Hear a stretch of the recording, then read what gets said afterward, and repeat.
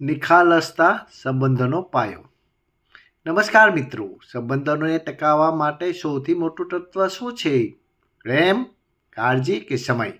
હા, આ બધું જરૂરી છે, પણ આ બધાથી પણ વધારે મહત્વનું છે નિખાલસતા. નિખાલસતા એટલે દિલથી સાફ હોવું, જે લાગણી હોય એ દેખાડવી.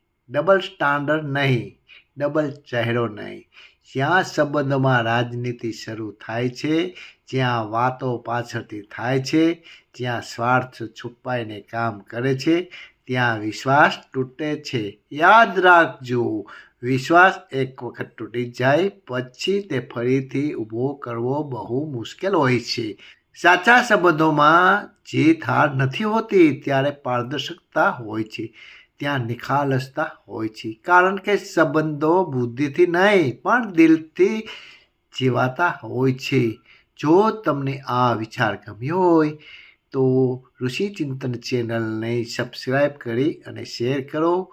જય ગુરુદેવ, જય ગુરુદેવ, જય ગુરુદેવ.